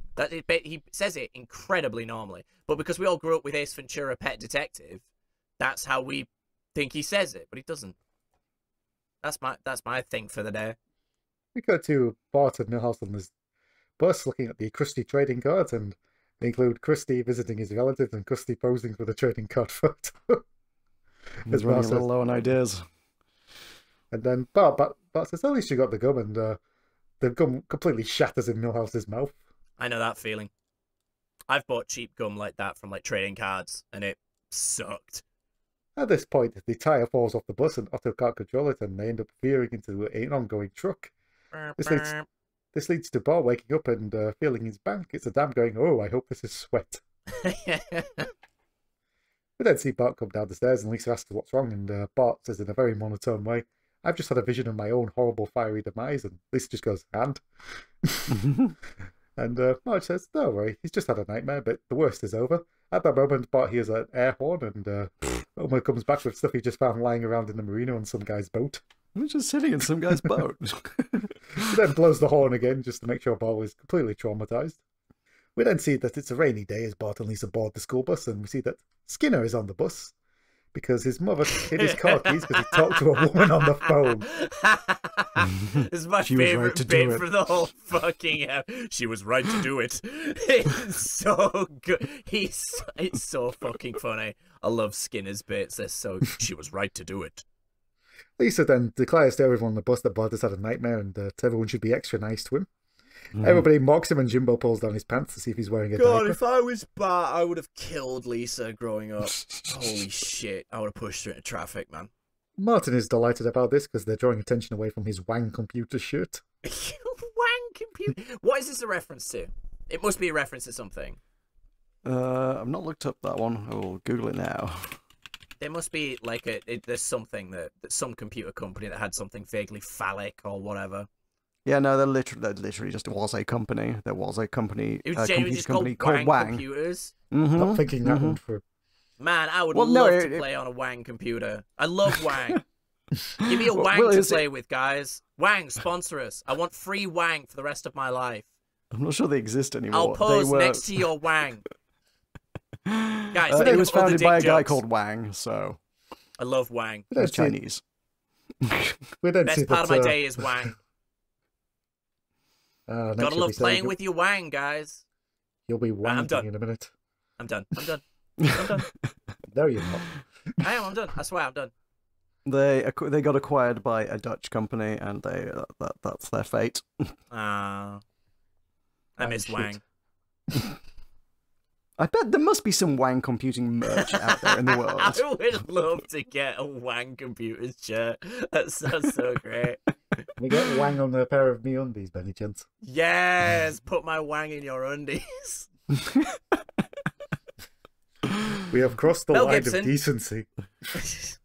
Oh, they released the Wang 2200 computer. Nice. Oh damn! Ooh. Bet that had a hard drive. Had 4 kilobytes of RAM. Better than a floppy disk. I have no idea how to proceed. Mel Gibson. Move on. Well, speaking of Mel Gibson, he may have played a gremlin at some point, because that's what Bart sees out of the window of the bus, as Nice. a gremlin destroying the bus. Bart tries to get Milhouse to look, but Milhouse is not looking because he's presumably afraid of leaving himself open to wedgies, wet willies, and the dreaded rear admiral. The Wang definitely appeared there. Mm-hmm. Boy. Bart pushes Milhouse out of the way and tells Otto there's a gremlin on the side of the bus. Otto looks out the window and sees Han Moleman in a gremlin car and In just a says, gremlin. Don't worry, I'll take care of this. He then rams Moleman off the road and Moleman goes, oh no, this is my last payment. He comes to a perfect stop in front of the tree, but then his car just randomly explodes. I saw a note that on Simpsons, was it Simpsons? No, it was the Simpsons wiki said, oh, it exploded because it's an AMC gremlin. Right. Which, as far as I can make out, I'm not a car person, but from my cursory research that I've done, I couldn't find much evidence that the AMC gremlin was noted for exploding. No, I think it was noted for being a kind of shit, cheap car. I think it was quite popular, honestly. From Yeah, what I a could- lot of people It was had popular them in the because they were 70s. cheap. It was a competitor to the Ford Pinto, which, like, Wow, if you wanted to okay. do a car exploding, that would have been the one to pick. But also, then you don't get the gremlin gag, so, you know. Yeah. All right, you clearly watch fucking Top Gear or whatever that shit was called. Bart looks out the window and sees the gremlin is still destroying the bus and declares to everyone, there's a monster destroying the bus. Everyone goes to look and, including Otto, as Milhouse has to point out to him who's driving the bus. Un momento, por favor. We then cut to our favourite aliens, Kang and Kodos, looking over from the sky, saying, foolish earthlings being scared of something that doesn't exist. We then look and then see that a They're gremlin is watching destroying. from space. They should be able to see the fucking gremlin. Well, they do see the gremlin that's destroying their spaceship, and we get the customary noise. Ugh. Bart is still worrying, and Skinner eventually comes over and says he's heard that there's a child using his imagination, and he's got to put a stop to I'm this. here to put a stop to it. Skinner is not buying Bart's protests and closes the window slide. The only monster on this bus is a lack of proper respect for the rules. Eventually, Bart can't help himself and pulls up the shade and is horrified to see groundskeeper Willie. Oh my Dun, god, dun, it's horrific. dun. A Scotsman. Then see Willie come on and say that his mule couldn't work in the mud, so he put 17 bullets in it. Oh my god. Slightly grim. Mm. Bart is becoming a bit more desperate and asks Milhouse if he believes him. Milhouse says, I think he's just actually creeping him out, so he's going to go sit next to the foreign exchange student. This is our first interaction with Uta, I believe, in The Simpsons. I was going to say, that's like introducing Uta, isn't it? In a non-canon episode, it's kind of weird, but fair enough. Uta offers some of his European candy to Milhouse, which includes the marzipan Joy Joys, which apparently have lots of iodine in it. Mit iodine. Bart can now hear banging underneath his feet, underneath the wheel cap, and he can see that it's the gremlin. It's now removing the nuts from the tyres, and Bart then declares, "We're all going to die." At which point Skinner steams in and puts him in a headlock, and Willie ties him to the seat with his bridle. We then see that Bart has been now befriended Uta, who's decided to sit next to him, and Bart has a nice lick of his flavour bar. I don't quite want to know what a flavour bar is. I don't know what that is. I'm not sure if this is a mistranslation. Frinkiak's got that down as flavour wax. It's just Americans being like, lol, Europe. Yeah, it is. That's the whole gag. Which, like, is pretty rich coming from the country with the worst fucking chocolate on the planet. Oh, fuck me, man, is it bad. American, like, I was so excited to try, like, American Dr. Pepper when I went, because I love Dr. Pepper over here. I know I'm weird, whatever. But I was so excited to try American Pop or whatever. American fizzy drinks give me a fucking headache. That's probably because of the amount of sugar that's in it. Yeah, yeah, sugar, quote unquote. A lot of it will just be corn syrup. Yeah, exactly. It was like one can would give me a headache. It was wild, man. Awful. And their bread genuinely does taste like cake. What the actual fuck? Oh, that's a weird one I can't get over. Genuinely, sweet bread. If you took American bread, slap some jam and cream on it, put another on top of it, told them to close their eyes and take a bite, they'd genuinely think it was a shit Victoria sponge. You're not wrong. It is not bread. Bart has befriended Uta enough for Uta to free him, and Bart realizes that the only way he can deal with the gremlin is to deal with it himself. He then looks for the emergency flares, which have been put into Martin's pants. Bart takes one out, one falls out. Bart puts it back into Martin's pants just in case. He then that's where he found them. Put them back where you found them. Yeah. Bart opens the window. Bart opens the window and we go full airplane suction as everyone is almost sucked out. The bus explosively decompresses. Well, it's an American bus. You never know. Bart is trying to get to the gremlin with the flare, but he's being pulled back by Skinner and Willie. And Skinner implores Willie to pull, and Willie says he's doing all the pulling, you blouse-wearing poodle walker. Which is a random gay joke. They eventually pull him back in, but Bart has managed to set the gremlin on fire, and it then gets run over by Flanders. Flanders has no qualms about stopping and realising he's just run over a hideous monster, and finds it quite touching when it tries to rip his eyes out. As you would. The gremlin looks quite scared as Flanders hugs him. We then cut to the end of the storm and the bus at school, and the bus's wheel finally falls off, all scratched up. Bart is overjoyed because he's finally proves he's right. Vindicated. But Skinner says his behaviour was disruptive, so now he's going to spend the rest of his life in a madhouse. Nelson, of course, laughs. You may have saved our lives, but you were a nuisance, so to the madhouse with you. Bart is delighted that he's finally going to get some rest, but at that moment there's a knock on the window and we see that the gremlin is back, and he's holding up Flanders' head, which says, "Idly ho, Bart." And Bart screams. And that is your second story, folks. Can't believe we've capped an hour and 30 minutes talking about these episodes. I think we smashed through that second one. Right. Yeah. Let's do some fucking vampires. Yeah, okay, let's do the vampires. We then cut to Bart saying that the final painting is the most terrifying thing, and if you look at it, you'll go mad. We then see it's that famous one of the dogs playing poker, and Homer does indeed go mad. Does anyone know where that actually is to see it? Not a clue. I think it is somewhere in America. Yeah, I know it's. I'm fairly certain it's America, but I don't know if it's like part of a private collection now or anything. So I've never really looked into it because it's so referenced. You just kind of accept that it exists. I've never like read the Wikipedia article on dogs playing poker. I am frantically googling it, and I assumed you will be. It was auctioned in 2015, but it does not say to whom. To whom? Yeah, so it's just part of a private collection. Quite possibly, yeah. That's a shame. I'd love to go see it. That'd be kind of interesting because it's, you know, like I said, it's such a like ubiquitous part. Like I feel like every sitcom, especially loads of cartoons when I was a kid, referenced dogs playing poker to kids that wouldn't get the joke. But because it was in so many cartoons and so many shows, eventually we all started to get the joke without actually knowing anything about the painting. I just find that fascinating. We learned that there was a story to go along with this, but it was too intense, so They just made something up about vampires. And we get Bart Simpson's Dracula. We cut to the family watching Kent Brockman delivering a news report about a local peasant being dead. Springfield, Yeah, I Norfolk like peasants. peasant. That was so funny. Of course, he's lost all his blood. There's teeth marks in his throat. There's a black cake with the word Dracula on it. And the police are baffled. We then cut to Wickham saying he thinks it's a supernatural being, but he's kind of gone the wrong way because he thinks it's a mummy. So the police force are now destroying the Egyptian wing of the Springfield Museum, and Eddie gets a nice job, Eddie. Lisa then gets a bit frantic about this and says, "They're wrong. The creature they seek is the walking undead. Nosferatu, that's vampire." Yeah, mummies are also walking dead, you pretentious moron. We then see the entire family, including the pets, looking at Lisa very blankly. I feel so good to be back hating Lisa. I mean, generally, when people use like the explicit phrase "the Walking They mean Dead," zombies. Zombies usually, yeah. I think it is a reference to the actual Bram Stoker's Dracula, which this episode references heavily. Oh, definitely. Oh, yeah, obviously, yeah. And I think that is like a line verbatim from the film. Was he described as? I think that? Okay. I don't want to say anything and say I'm right because I don't know. Like, how dare I think things?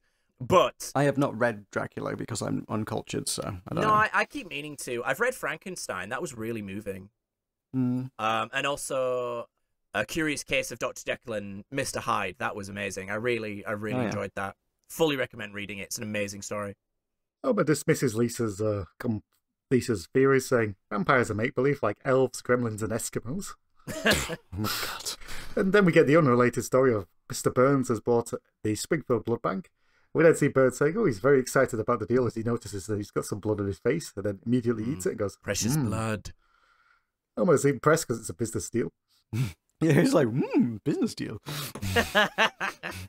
We cut to the family driving down the road, and Mr. Burns and Homer says it was really nice of Mr. Burns to invite us to his country house in Pennsylvania. I love the Scooby-Doo-esque level of contrivance. They're just like, establish a villain, establish the fact that the heroes are interacting with the villain. The end. I love it. It's great. Yeah. It doesn't need anything more than that. I dig the Pennsylvania bit. Pennsylvania. Lisa thinks there's something fishy about the setup, and Marge tells her to stop being suspicious. Then asks if everybody washed their necks like Mr. Burns asked. And the family confirm, including Homer holding up his dirty rag to prove that he has the... No. As the family drive up, we see Mr. Burns appear in the night sky looking down it. I must have fucking spaced out. I didn't remember that bit. We then see the family use the intercom, and Burns invites them in, and then we start hearing him going on a rant about, fresh victims for the ever-growing army of the undead.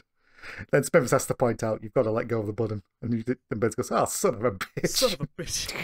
Well, they I don't know if that was just for comedy or like a censorship reason. They cut him off halfway through the word. No, it's I learned that very early. I think sometimes it is funnier to censor the bad word than it is to just say the bad word, and I think that's something that's been lost in modern comedy a lot. Yeah. There is Simpsons has used that word before, so you have to assume it was done for the bit. Yeah, I definitely think it's for the gag. We then see Burns appear in the hallway in a puff of smoke as his shadow is extra large. He says he introduces the Simpsons as his good friends, but then the Smithers, clearly playing the ranged follower, goes, Simpson family master. Simpson, We then see Burns invite them in, and then you see that his shadow is playing the yo-yo and doing all sorts of things behind him. Yeah. And Lisa says, there's something a bit strange, and Homer goes, yeah, his hairdo looks queer. And Burns turns around and goes, I heard that, and Homer tries to blame the boy. It was the boy. We then cut to the dinner scene, and Homer is delighted that he's getting punch, but Lisa feels, hey, it's blood. But Homer goes, it's free blood. He then takes a big swig, it looks like he's had a giant nosebleed. Lisa then says, oh no, I've accidentally spilled some blood on myself, and says she and Bart have to clean up. Sorry, just a random, like, I'm going to ruin everyone's dinner. Can you imagine taking a sip of that much blood, though?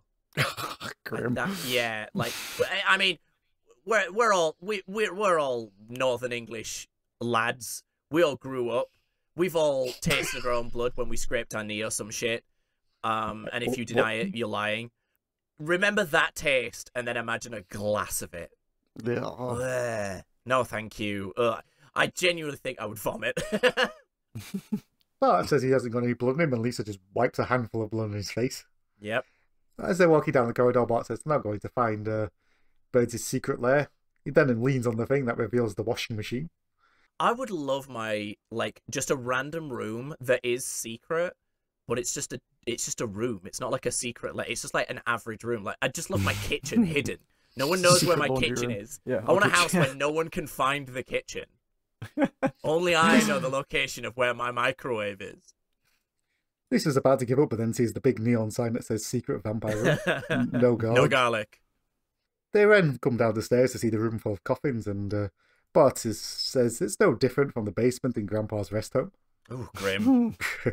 that Lisa then finds the Mr. Burns biography that says "Yes, I'm a Vampire," which had the foreword by Steve Allen. Yep. He starts reading through the book, and the coffins begin to open. Bart tries to tell Lisa subtly by doing his best Three Stooges impersonation. Yep. Eventually, the one vampire rips through the book, and the kids start running up the staircase. Unfortunately, at that moment, Bart also realizes there's a big Super switch. fun slide. Bart ponders it for a second and realizes he's not going to be here again. So When am I ever going to be here again? So he does, and he's enjoying himself until he gets to the bottom and the vampires hold him down. Ah, it's little boy. Vampire Burns does indeed bite Bart, as Lisa runs in to say Mr. Burns is a vampire and he has Bart, but Burns is there with his big vampire fangs covered in blood, saying, "Yeah, he's right here." And Bart, in a very monotone voice, goes, "Hello, Mother and Father. I missed you during my uneventful absence." And Homer tells Lisa off for her crazy stories of Bart being a vampire and beer killing brain cells. And then he says, "Don't go back to that building thingy where our bed is." Our beds and TV. Yes. TV. We then cut to Lisa tossing and turning, and then she hears a tapping on the window and sees that Bart is in full vampire mode, having turned several of their friends into vampires. Yeah. Bart says, "It'll be cool." She gets to stay up all night drinking blood, and Milhouse says, "You get a free small soda at the movies if you say you're a vampire." That's nice of them. I'm glad they're vampire inclusatory. Lisa doesn't want this soda, but Bart doesn't give her a choice. He breaks through the window 3 times, and before he's about to bite her, Homer comes into the room and tells Bart not to bite Lisa before he finally realizes Bart is a vampire. Grandpa runs into the room with a stake and hammer, saying they have to kill the boy. Marge then goes, "How do you know he's a vampire?" Grandpa's response to this is, "He's a vampire," and just runs away. They do that bit like endlessly with Abe Simpson. It's never not funny. At which point Bart says his battle flies off. Lisa says the only way to get Bart back is to kill the head vampire, Mr. Burns. Homer's shocked at first and goes, "Do I dare to live out the American dream?" There's a very cute animation detail when Bart flies out the windows about Maggie waves as he flies off. Cute. Oh, I didn't notice that. Yeah.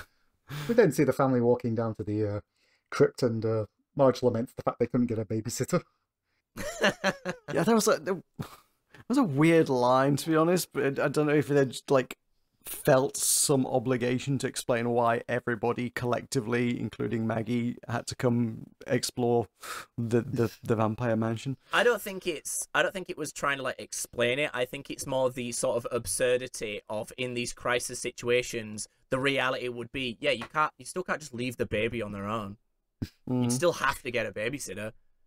But then you can't deal with the crisis if you don't get a babysitter, so you'd have to bring the baby along. So it's just absurdity. Homer notices the super fun happy slide lever, but Lisa tells him he's not having it. And Homer just says, killing will be fun enough. Homer opens up the coffin, and Lisa tells him that he's got to stick it through the heart. Homer declares, "Die, evil being," and starts hammering. But Lisa points out he's actually hammering into Burns' crotch. We've all hammered on our boss's crotch at least once, right? Right? Oh, Moving swiftly on. Mel Gibson. Mel Gibson. Homer corrects himself and drives the stake. Wait, Mel Gibson hammered on his boss's crotch? No, I hammered on Mel Gibson's crotch.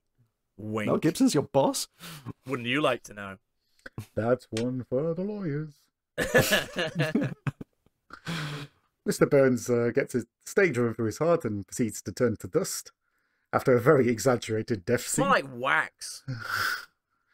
Homer breathes a sigh of relief before Mr. Burns reanimates to tell him he's fired. We cut back to the Simpsons kitchen, and Lisa says it's nice everything's back to normal. But Grandpa comes in completely dressed as a vampire, declaring he's come to suck their blood. His teeth fall out, and then he crashes into the refrigerator. This keeps giving me a rash. Lisa is horrified to learn he's a vampire. Then Bart points out they're all vampires. And Homer points out they haven't killed the head vampire. And Lisa initially thinks it's Homer, but Marge reveals she's the head vampire. Lisa's horrified, but Marge reveals, I've just got a life outside this house, you know. I liked that bit. That was good. They all swoop in to bite her, but then declare, Happy Halloween! And we break into the... It was so fucking weird, guys. We break into the Charlie Brown Christmas special ending with the Santa's Little Helper doing the Snoopy dance. Snoopy dance. It's alright. You forgot the name of one of the most iconic dogs in television history. It's fine. It was on the tip of my tongue. Yeah, it's alright. It's alright. We believe you. Mel Gibson. Mel Gibson and Snoopy. I'd watch that show. And we get the best bit of the entire fucking episode, which is the remixing the Simpsons theme with the Addams Family theme. Yeah, that was fun. That was tremendous. Right, so what did we think? It was fun. Like, I do like the Tree Houses of Horror. That they're like entertaining. I definitely think this was the weakest one so far. But yeah, they're always they're fine. They entertain. It sure existed. Yeah. Again, I think it was fine. I like the vampire one. I mean, I don't know. I'm genuinely not enthused about any of this whatsoever. You're not enthused about anything. I was enthused about Rosebud. No, you weren't. That was a fever dream. You're actually asleep right now. You've been hit by a car. You're in an isekai. You're going to wake up and there's going to be like 12 anime titty girls that all want to sleep with you, but you don't want to sleep with any of them for some reason. Fine. Can handle that, I guess, if it means I don't have to watch any more bloody Treehouses of Horror. There's no Treehouses of Horror in alternate Japan where you have to level up your strength stat and nothing else. I don't know. Anime. Mel Gibson. Right, what are we giving it out of Homer? I gave it a yup out of Homer. It's a Treehouse of Horror out of Homer. Ooh, ouch. I gave it dogs playing poker out of Homer. Iconic? I don't always understand it, but there's a degree of madness that has to go into it. Fair enough. You're the only one who made an effort here. I love it. I tried. I don't have much to work with. Well, that's kind of why I gave it the Treehouse of Horror. I was like, what's the to fucking say about it other than it is Treehouse of Horror? It's the fourth time they've done this. They're all the same. Yeah. That's fair. Have anything to say about society? Not really. Did it fuck? They don't try to. They're just the writers letting loose a bit, I guess. Yeah, I mean, all of these are just like, what's a thing we've seen before? Can we do a Simpsons spin on it? Like, every single one of these was just an adaptation of a thing that already existed. Reference to something. Yeah. Like, none of these were even attempts at being particularly original works, so... No, they're never clever, really. That gonna just about do us? I think that does I believe it. so. Still somehow rapidly approaching the 2 hour mark. I don't know how we managed that, man. Well, this is what you get for talking about wangs. That did take And Mel like Gibson. 2 minutes. We derailed this so fucking much. Matt, what you got going on? I've started streaming again. Twitch.tv/Mr. Gablin. Right now I'm playing through Rogue Trader every day at 3 p.m. GMT, all the way till 7 p.m. GMT. I'm really enjoying it. It's a lot of fun, so I'd love it if some of you came and joined me and told me all of my opinions on The Simpsons are wrong, which is fine. No, I also do another podcast, and I'll use my usual excuse. I will get the current recorded episode of All for Arnold out before the next episode of Simpsons comes out. There you go. Interesting. That gives me that's how I function my deadlines. So I remember how well that worked last time, but also I'm I'm heartened. That usually works. It's only not worked once. Okay, fair enough. The problem is getting me to record them. Okay, well I can prod you about that. You can prod me. Unless you've got a specific guest you need on. It worked this time. I need to contact the person we want as a guest for Predator. Okay, fair enough. Michael, anything? Yeah, but if you want to follow me on the Blue Sky, you can do it Bud of Mash Horse. Otherwise, I will hand it swiftly back to my co-host John. Yeah, follow me on Blue Sky, Maroka.bsky.social. follow my other YouTube account, youtube.com/buttonmash. Seconding, listen to All for Arnold. It's very entertaining. It's worth. I think John liked it more than I do, which is quite funny. I fucking love All for Arnold. It's a great podcast. Oh, thank you. I'll do more of it. It actually did hit 250 downloads recently, which was pretty cool. Ooh, nice. Well, let's get that number higher, guys. Right. Go listen to it. And if they want to listen to our podcast, where can they find it? Oh, that's a good segue that I probably wouldn't have even thought about talking about. This podcast that you are listening to on and or watching right now, if you're doing both at the same time, good work. Thank you. We need the skills. If you're listening to it and want to see the video with all of the fact-checking and snarky comments from me, I need to available. watch these now to find this, because that sounds hilarious. I say a lot of shit and most of it's wrong. youtube.com/molemanpod. If you are watching the video and are sick of my snarky comments and would just like something that you can listen to on the commute or whatever, then that's available at Spotify and Apple Podcasts. Just look for Moleman in the Morning. You'll find it. We're out there. I can't believe we're in season 5, guys. This is wild. And it's only just begun. We've got 29 more of them to go. We will never finish this. No, absolutely. We will never finish it. But, you know, I enjoy doing it. Absolutely. As much as it doesn't seem like I do. All right, let's say goodbye before we actually hit the 2-hour mark. Bye, everyone. Bye, Mel Gibson. Bye, everybody. Is Mel Gibson here? Yeah. Always in our hearts. Ah, Jesus. Ah, get out of my heart, Mel Gibson! Ah! The end.